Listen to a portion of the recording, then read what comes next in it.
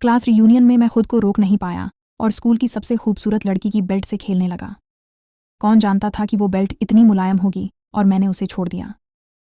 ये सीन मेरे अच्छे दोस्त ने देख लिया और वो तुरंत शर्मा गया, लेकिन उस लड़की ने माना कि मैंने उसे खींचा था और धीरे से मेरा हाथ थपथपाकर मुझे शांत किया। चिंता मत करो, बाद में मैं तुम्हें खेलने दूंगी। मैं बिल्कुल नहीं घबराया, बल्कि अपने दोस्त की तरफ मुस्कुराया। मुझे उसके चेहरे की हालत की बिल्कुल परवाह नहीं थी, क्योंकि उसे ये नहीं पता था कि मैं फिर से जन्म लेकर आया हूं।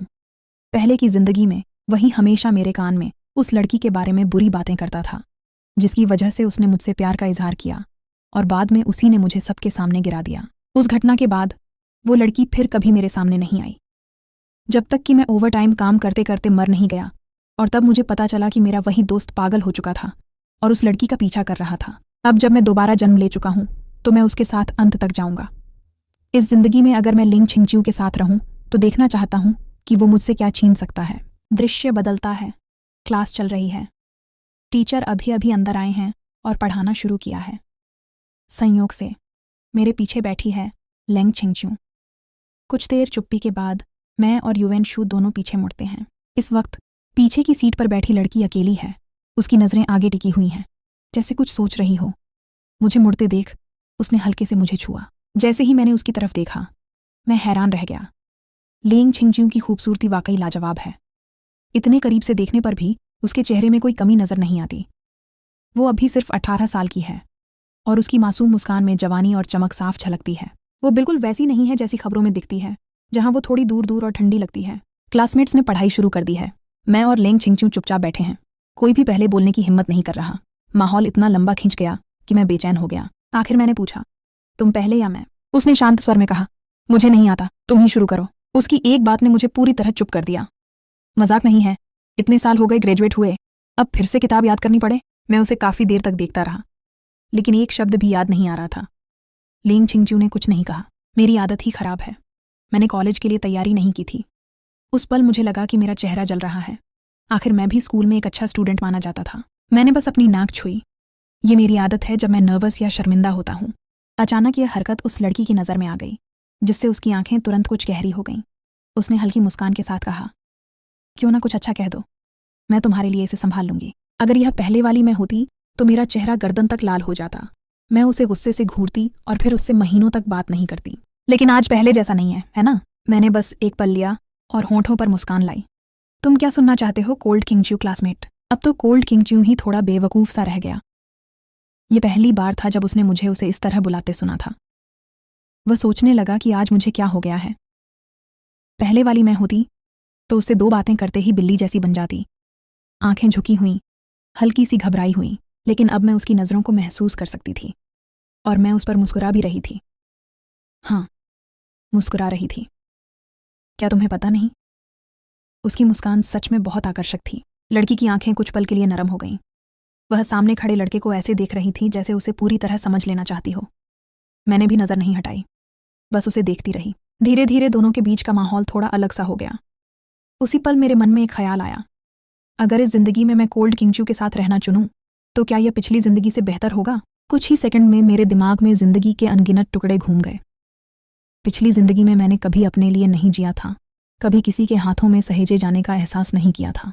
यहाँ तक कि उन तथाकथित लोगों को खुश करने के लिए मैंने अपने असली प्यार को भी छोड़ दिया। शायद मुझे उसे छोड़ देना चाहिए था। मैं खुद के लिए बेहतर थी। कोल्ड किंगच्यू ने देखा कि मैं काफी देर से कुछ नहीं बोल रही थी, बस उसे एक जटिल नज़र से देख रही थी। आखिरकार वह खुद को रोक नहीं पाया और बोलने ही वाला था कि तभी भाषा अध्यापक की आवाज़ ने उसे रोक दिया। ठीक है, मुझे लगता है सबने लगभग याद कर लिया है।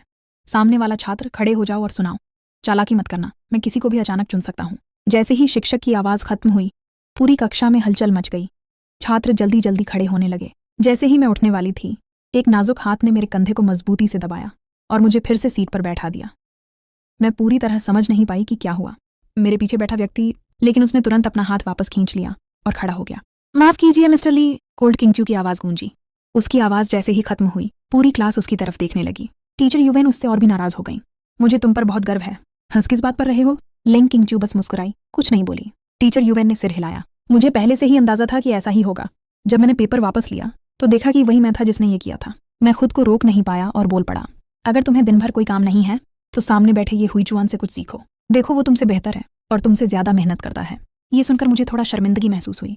मैंने अनजाने में अपने बाल पकड़ लिए। अगर टीचर ली को पता चल जाए कि जिस होनहार स्टूडेंट की वो बात कर रही हैं वो असल में मैं हूं और पकड़ा भी नहीं गया, तो क्या वो वहीं पर गुस्से से फट पड़ेंगी? और लिंग किंगचू तो पहले से ही खुद पर बहुत गर्व करती है। टीचर यूवेन की ये बात सुनकर वो जरूर खुश नहीं होगी।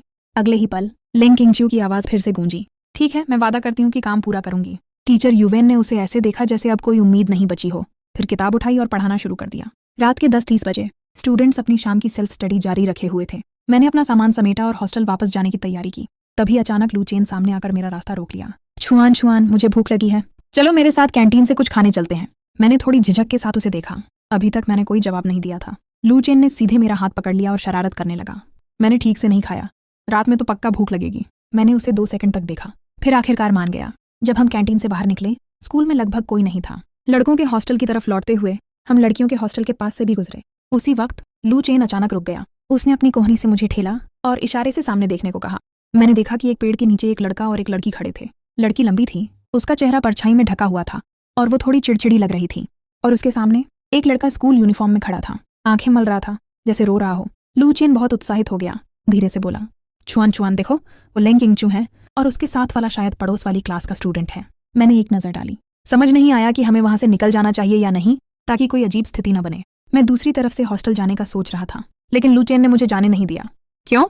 हम सीधे उनके पास से निकल जाते हैं, ऐसे दिखाते हैं जैसे हमने कुछ देखा ही नहीं, और वैसे भी उनकी बातों को सुन भी लेंगे। क्या कहते हो? तुम्हें जाना है तो खुद ही जाओ। नहीं जाती। लू चेन घबरा गया। उसने मेरा हाथ पकड़ा और मुझे आगे खींचने लगा। लू चेन, मैं बहुत गुस्से में थी। मेरी आवाज़ अचानक तेज हो गई। संयोग से मेरी यही आवाज़ सामने चल रहे 2 लोगों के कानों में पड़ गई। एक पल में 2 जोड़ी नजरें हमारी तरफ मुड़ गईं। मैंने भी अनजाने में उनकी ओर देखा। मेरी नज़र सीधे ठंडी और हैरान आंखों वाली कनिंगचू से मिली। मैं सन्न रह गई। मैंने तुरंत लू चेन का हाथ खींचा और आगे बढ़ गई। जब हम उनके पास से गुजरे तो हवा के साथ कुछ बातें मेरे कानों में पड़ीं। मैंने क्या गलत किया? तुम मुझसे ब्रेकअप क्यों करना चाहते हो? फिर एक लड़की की ठंडी, लगभग बेरहम आवाज़ आई।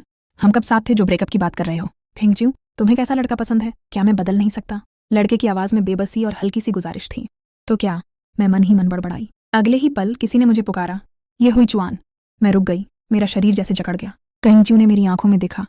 होंठों पर हल्की मुस्कान थी। अचानक आधी रात का एक पुराना दृश्य मेरे दिमाग में चमका। लड़कियों का हॉस्टल, किंगचू, चिंचे। मुझे समझ आ गया कि आज रात क्या होने वाला है। ये सोचकर मेरा दिल भागने को करने लगा, लेकिन अब बहुत देर हो चुकी थी।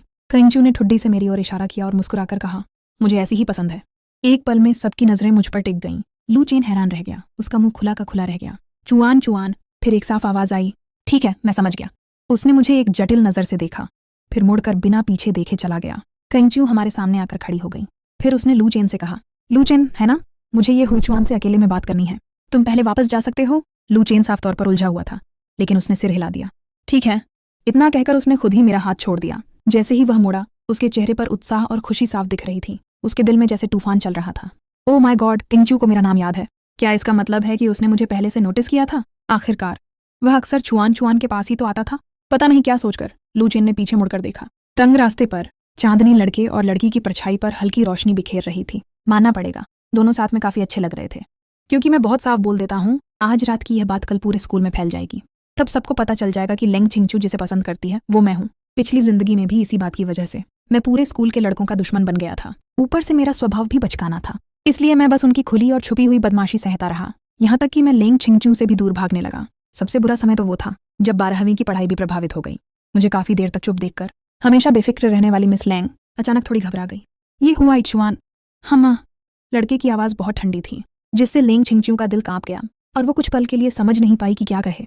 तुम्हें मुझसे कुछ कहना था ना, अब क्यों नहीं बोल रही? लिंग चिंगचू थोड़ी देर चुप रही, फिर धीमी आवाज में बोली, सच बताओ, क्या तुम मेरे बॉयफ्रेंड बनने के बारे में सोचोगे? उसके जवाब में मैं बस ठंडा सा हंस पड़ा। लिंग चिंगचू ने झेंप कर अपने बालों को छुआ। मैं सच में कह रही हूँ, मजाक नहीं कर रही। तो क्या मुझे मान जाना चाहिए? मैंने उसकी आंखों में देखते हुए कहा। इस बार दोबारा जीने के बाद के इन दिनों में मैंने भी सोचा था कि लिंग चिंगचू के साथ रहूं, लेकिन यह दांव बहुत बड़ा था। पिछली जिंदगी में भी इसी वजह से मैं अपने मनपसंद विश्वविद्यालय को खो बैठा था। हालांकि आखिर में परीक्षा पास कर ली, लेकिन अगर इस बार भी उसके साथ रहा तो कौन जाने आगे क्या मुसीबत आ जाए। कोई भी मेरी बोर्ड परीक्षा को प्रभावित नहीं कर सकता। लिंग चिंगचू, तुम भी नहीं। थोड़ी देर की खामोशी के बाद लिंग चिंगचू फिर से ठंडी हो गई।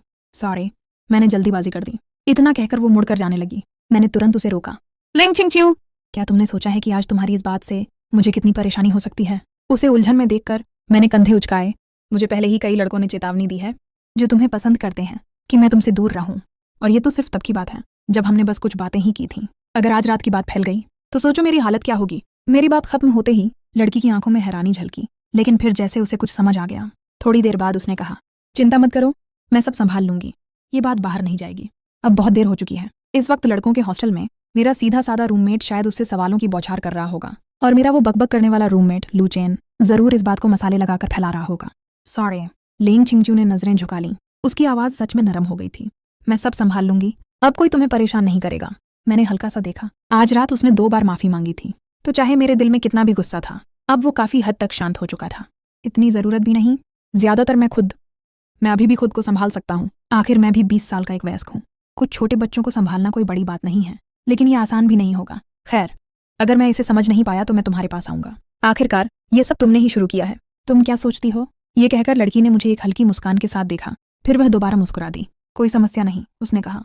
और अभी जो तुमने सवाल किया था, मैंने सिर हिलाकर कहा, मेरी इस जिंदगी में सबसे महत्वपूर्ण चीज कॉलेज एंट्रेंस एग्जाम है। इतना कहकर मैं जाने के लिए तैयार हो गया। तभी लेंग छिंगचू को जैसे अचानक कुछ याद आया। वह जल्दी से मेरे पीछे आई और पूछने लगी, अगर मैं गलत नहीं हूं तो तुम्हारा मतलब है कि एग्जाम खत्म होने के बाद तुम मेरे बॉयफ्रेंड बनोगे, है ना? मैंने मना नहीं किया। मेरे कान गुस्से से गर्म हो रहे थे। यह लड़की इतनी भी बेवकूफ नहीं है। उसके लगातार सवालों का जवाब देते हुए मैंने कहा, तुम्हारा मतलब क्या है? जब वह मेरे करीब आती गई, मैं बस सिर झुकाकर आगे बढ़ता रहा। आखिरकार लेंग छिंगचू खुद को रोक नहीं पाई। उसने मेरा हाथ पकड़ लिया और मुझे पास की दीवार से दबा दिया। ये हुई चुआन, तुम्हारा मतलब क्या है? मैं कुछ कहकर भागना चाहता था, लेकिन लड़की की गर्म सांसें मेरे पास आ गईं। मैं चौंक गया।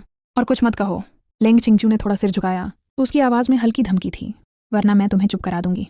इस अजीब और करीब माहौल में मैं कैसे नहीं समझ सकता था कि वह क्या कहना चाहती है। उस पल मैंने मन ही मन खुद को कोसा। उसका चेहरा मेरे और करीब आता जा रहा था। मैंने जल्दी से कहा, तो तुम्हारा यही मतलब है? लेंग छिंगचू ने गर्व से कहा। उसके दिल में एक उत्साह उमड़ रहा था। वह आगे बढ़ना चाहती थी, लेकिन मैं पता नहीं कब उसके हाथों से निकल गया। अपना कोट उठाया और लड़कों के हॉस्टल की तरफ भाग गया। उसे भागते हुए देखकर लेंग छिंगचू बस खड़ी रह गई। वह मेरा पीछा नहीं कर पाई। मैं सीढ़ियों में दीवार से टिक गया। समझ नहीं पा रहा था कि मैं इतना घबरा क्यों रहा हूँ। वो तो सिर्फ 18 साल की एक लड़की है, फिर मैं क्यों घबरा रहा हूँ? मैं मानता हूँ मैं लालची हूँ। मैं कॉलेज एंट्रेंस एग्जाम भी चाहता हूँ, और लेंग छिंगचू भी। लेकिन अगर मुझे एक चुनना पड़ा तो वह एग्जाम ही होगा। अगर इस दौरान लेंग छिंगचू का मन बदल गया और उसे कोई और पसंद आ गया, तो मैं बस इसे स्वीकार कर सकता हूँ। आखिरकार हमारे बीच फर्क तो है। मुझे नहीं लगता कि मुझ में कोई खास आकर्षण है। जो होना है होने दो। मैं बस एक दांव लगा रहा हूँ कि मैं दोनों हासिल कर सकता हूँ। भगवान ने मुझे एक और मौका दिया है, तो क्यों ना मैं इसके लिए लड़ूं। इस बार मुझे अपनी पिछली जिंदगी से बिल्कुल अलग एक नई जिंदगी जीनी है। अपना मन शांत करने के बाद मैं धीरे धीरे ऊपर की तरफ चल पड़ा। मेरा कमरा 5वीं मंजिल के सबसे ऊपर है। मेरे और लू चेन के अलावा 4 और लड़के वहां रहते हैं। जैसे ही मैं दरवाजे पर पहुंचा, अंदर से जोश भरी बातचीत सुनाई दी। सच में लू चेन? लेंग छिंगचू ने सच में ऐसा कहा? बिल्कुल, तुमने देखा नहीं? उसका चेहरा तो काले बर्तन की तरह हो गया था। मैं तो पहले से ही सोचता था कि लेंग छिंगचू को छुआन छुआन पसंद है। पिछली बार जब उसने ब्लैक बोर्ड साफ किया था